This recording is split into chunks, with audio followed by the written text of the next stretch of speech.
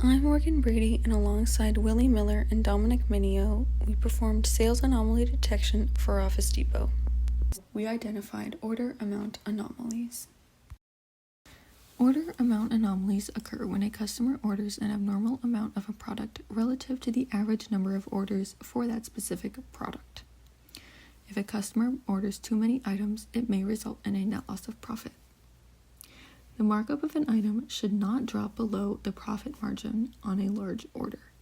This is because it has the potential to bankrupt a company if the loss of a profit is too high. Furthermore, customers may be buying your products to sell at a marked up price. This means that they are taking money away from your company just to resell the products that you sold them at a higher price. Our solution for this was to create an automatic anomaly detection system that identifies orders with lots of products compared to other products in that price range. We compared orders using a k-nearest neighbors anomaly detection model. This is further described in the code review.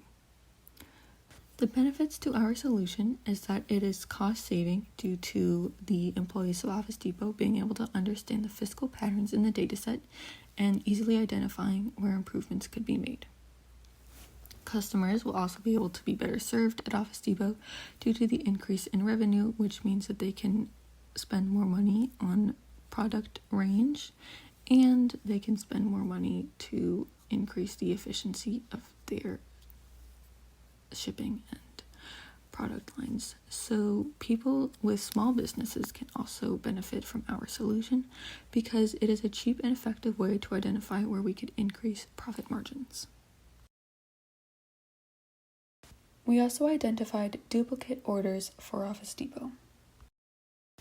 There are many instances in which duplicate orders are completely fine. For example, if someone just wants to repurchase an order that they bought because they ran out of the products in that order. However, sometimes personal electronics glitch after orders process. This means that impatient users may continuously click to place order and the order may be processed several times without their knowledge. This will result in a loss of revenue due to the processing and shipping warehouses spending time on orders that will just be automatically returned instead of orders that will go to companies that are important or other customers.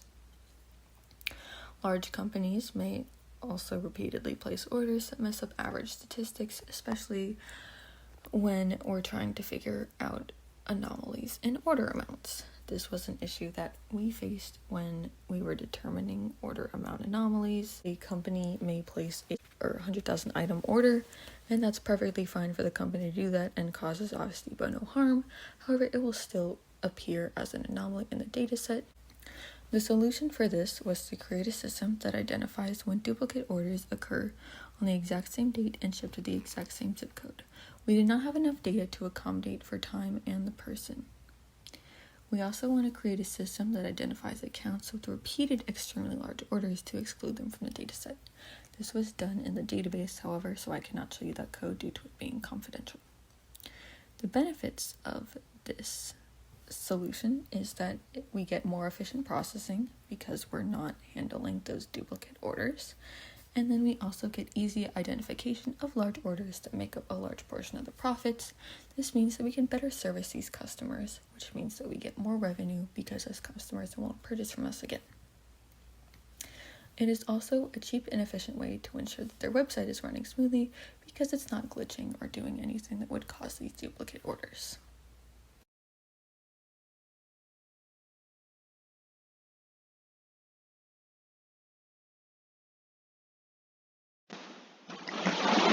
Here's a k-nearest neighbors anomaly detection system that we created for Office Depot.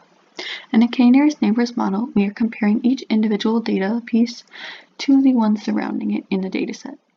The amount of data it is being compared to is determined by the k value, which in this case is 500. This number is so large because we have so much data. We're using 100,000 pieces, and we wanted the most accurate result possible. Please note that all of the data and variables are fake due to confidentiality. I'll just be going over the results in this video. However, here we can see we imported just the price and the quantity, and because it's so easy to do this, that's why this project is so versatile. So this first plot just shows us that there are anomalies in the dataset, for example up here, right in the middle down here, and then right at the end over here. They're not associated with this large cluster right there. So once we perform the k-nearest neighbors model, we obtain this graph that showcases the anomalies that we have. These anomalies are above 2,000 typically, because we can see here that all of these tiny little tick marks are about the same level, so we're not too concerned with those. So we set the threshold to 2,000. This threshold brought us 5 pieces of data, and then we can email those pieces of data to an Excel sheet for someone to review by hand. We can see where exactly those anomalies were in the dataset. They were at the top there, at the bottom of the x-axis, and then right in the middle there, where we thought the anomalies would be anyways. Furthermore, we created the duplicate order detection system, which compares the item number, quantity, date, and zip code to all of the other instances in the dataset to see if there are any matches. And if there are, it is exported to an Excel file and then emailed out. Email system is showcased in the next video. I cannot showcase the code here due to it being confidential.